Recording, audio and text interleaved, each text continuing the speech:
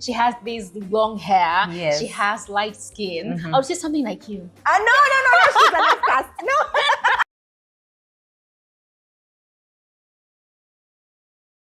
So today we are reviewing A Kind of Madness by Uche Okonkwo. This is actually a collection of short stories, 10 short stories. And each story has its own kind of madness. From the first story to the last story, you sort of find some madness out of it. And it was really interesting because it's a funny book. It's a funny book, but there's so much that you can learn out of it. Exactly. Yeah.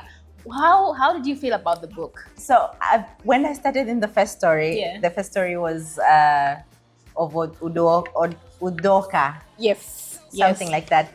But when I began the story, I was like, this book is, what is it about? What is it about? And then when the story was about to end, I saw how people can be mad. Oh my God. And one thing I noticed about this book, like when I went through it, and I was almost at the end, I noticed that what Uche is bringing is just daily lives. Yeah. But she goes deep into the brain, into things that, yani vitu ambavyo sisi kama binadamu, they can give us madness. Yes. Yeah. So And many. just a little bit of jealousy.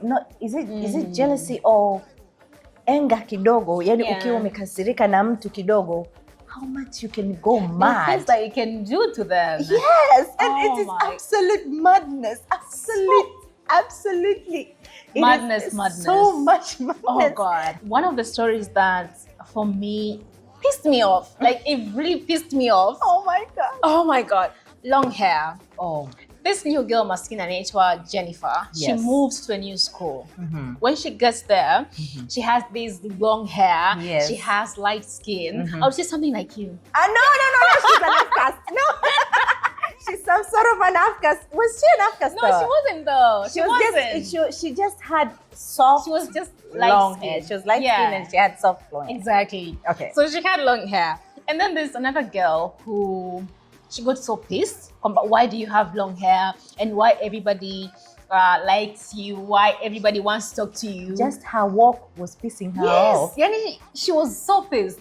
And so, because everybody liked her, the other girl, Jennifer, so this other girl decided, you know what, I'm going to start a room about Jennifer. She was so When bad. she did that, Jennifer didn't mind. She just went on with her life. And it pissed her off more. And the thing is, in the book, she doesn't show you like the anger that comes out of that girl, but it just shows you that she's justifying What she's everything. doing. Yeah, what she's doing. She's like, this is the right thing to do. Yeah, I have to tell people about Jennifer. And so say bad things about when Jennifer. she kept doing that, I kept being so pissed. Because actually it does happen. Because sometimes you find someone hating you. They hate you so much, but you're like, why do you hate me? I haven't done anything to you. Why? And it's just the way you walk, darling. Yes. It's just the way you compose yourself. And somebody can really hate you. Exactly, my goodness. And then when she did all that she did, and then Jennifer had to do the unspeakable. Oh my God. When she got back to so bad school, for Jennifer. she was like, oh, now I can be her friend. Because now she's humble. Now she's like me. So now we can be friends. That is madness. This is a good example of how evil people can be. She saw that she could be Jennifer's friend simply because now she could relate to her. People will do evil things simply because you are better than them. They will do everything to see that you do not succeed. 100%. Sis, give me 5. Oh, I was so pissed. That is exactly what it is about. Just a little bit of jealousy. If someone, what the book tells us, it shows how much just when someone is just a little bit of jealousy can make a person do things that are really crazy and Very really much hurt so. the other person. Yes. And they don't even recognize how much they hurt the other person. And that is the essence of life. Yeah. She gave us the thoughts. She explored the brain. I feel like she went through the brain and like just akaenda akaichanganya akaona kwamba sasa hii ndo akili ya binadamu. Yes. Binadamu anaona hivi, wewe unachoona hivi, binadamu mwenzako haoni hivyo. Nope. Na I love the whole book. I love the stories in the whole book. Eventually I came to love everything in the book. Exactly. Yeah. When it started, I was like, okay. It was so slow. It was slow. Yeah. But I loved how when you just keep on going in the book, you get good stories and you get very relatable things. Exactly. Among the things that were relatable to me, and I told you, Jen, I called you and I told Jen, I really loved that story. Okay, Chikubwe. Yeah. She is poor. Oh, yeah.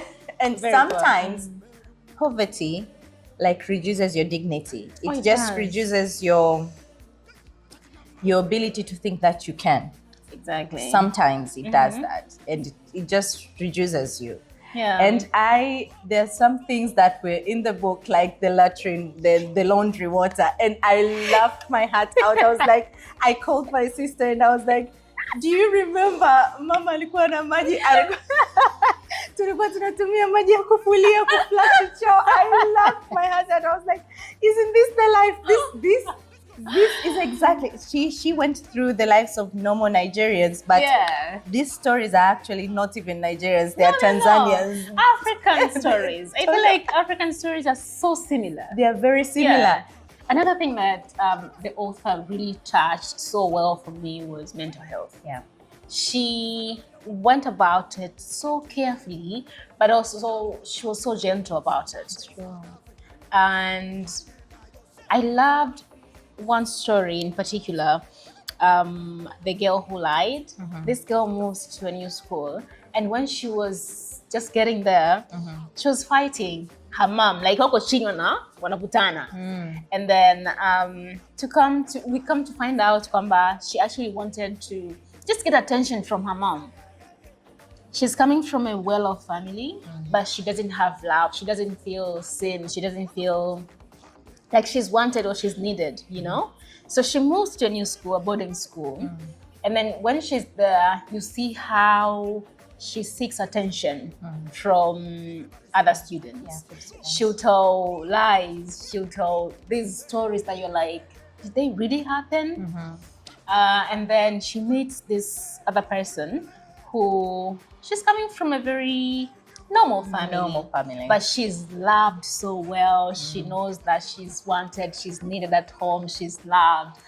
And so in so many ways, she's drawn to the other girl simply because she felt like she could see that she was so sad, even though she was such an attention seeker.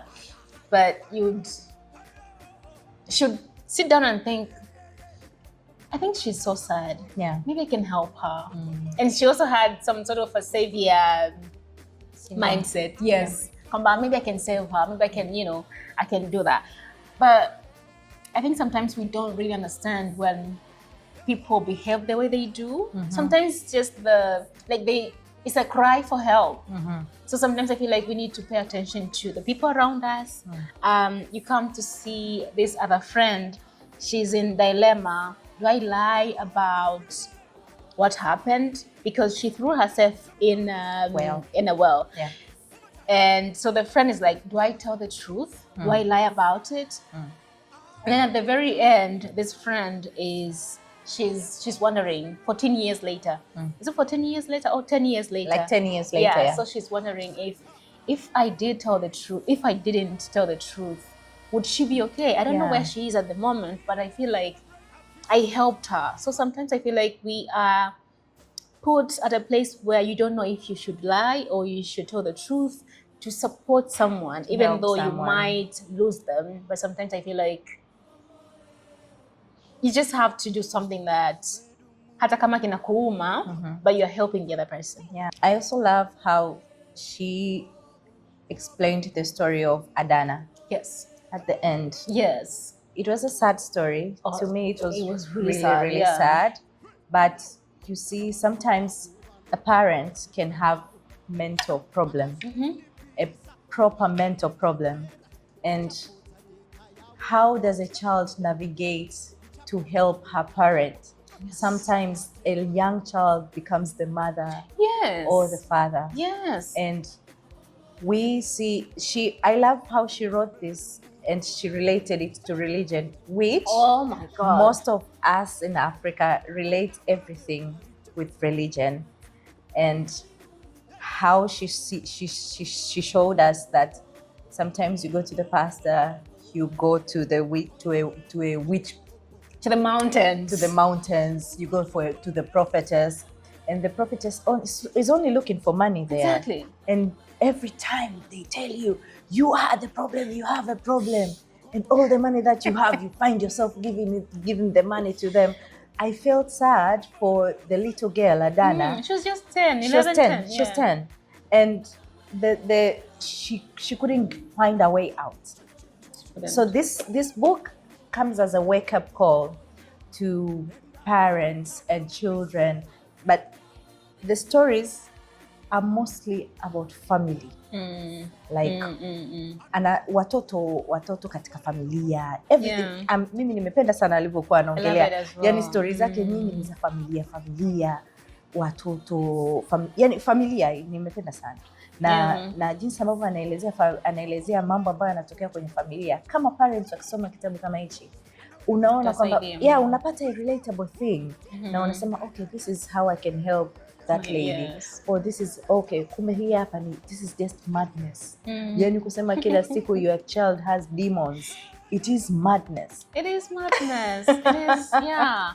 I love how you're talking about how the family dynamic comes into play in the book.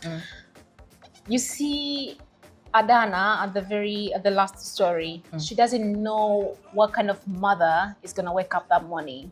So she's just waiting to see what kind of face she's gonna see. Alafu ndo aamue kwamba okay, oh, so leo nina mama huyu. This is how I'm going to behave.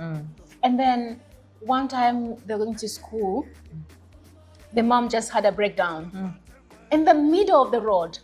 Like mtoto, imagine in the middle of the road hapa Bongo. Alafu, oh my God, magari yanapita nini? Yeah. Mtoto mdogo badala mama anampeleka mtoto shule, so mtoto anatakiwa kumpeleka mama nyumbani. Yeah. Because mama amekuwa na breakdown. But I felt so sad when walienda kanisani.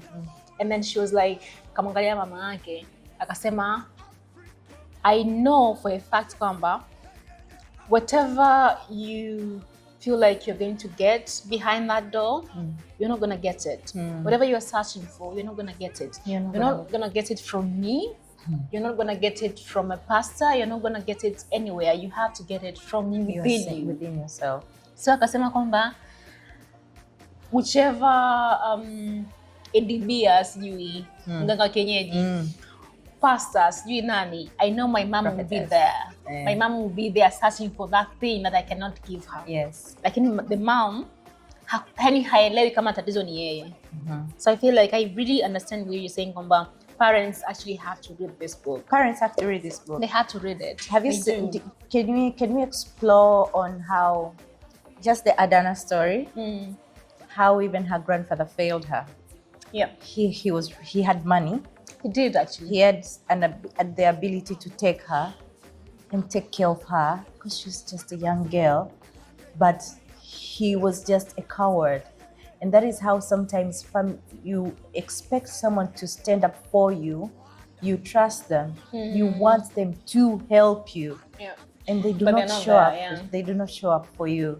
I love how the author explores that also and shows us that families, there's so many dynamics. It's so entangled. There is so much madness in the community. This book is like all the kind of madness that can occur in the community. All, I loved this book. Yeah. And I want you to start by saying what? How would you rate it? Okay. How would you rate this book?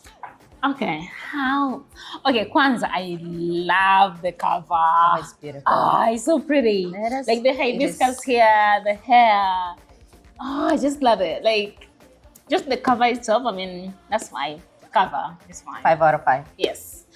But the book itself, I think, I would say a 4. Why? I would say a 4 because I think she's so clever. The way she writes about things, the small things, she makes you care about those things. So I feel like, and she's so humorous. Like, unasoma, She is unacheka. Like, hilarious. I love a book that you laugh every time you read the story and you're like, oh. exactly. So Yeah.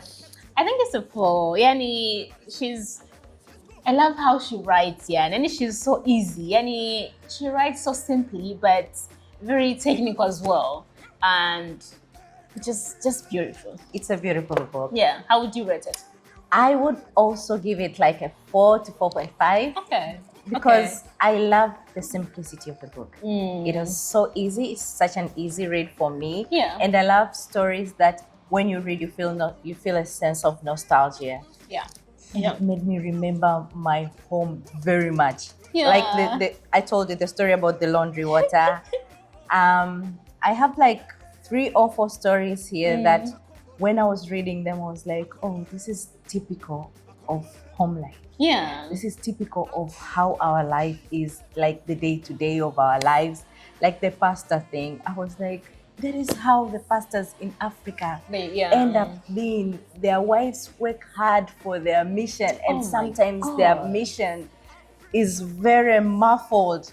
And then I remember I when I read about the beautiful the guy who said he gave him a card, a business card, business card that is he's a supplier. He's a supplier of miracles. I was like, oh my God, isn't this typical African? So I love how this book it's a community book. I loved how the author just simply showed us what really goes on in the day-to-day life of everyone. So I'll give it a 4.5. Really, that was so clever. I give it it's a good one. It. Yeah, it's such a good book, and I can't wait to read more of, I love African books because they remind you of some things from your childhood, some things that you're going through at that time. I mean, I just love books, man. Yeah. Yeah, I just love books. Yeah. So have you read this one? What did you think about it? Do you want to read it? If you want to read it, the book is available at Elite, and they do deliver if you want it. So thank you so much for watching, and we'll see you soon. Bye-bye.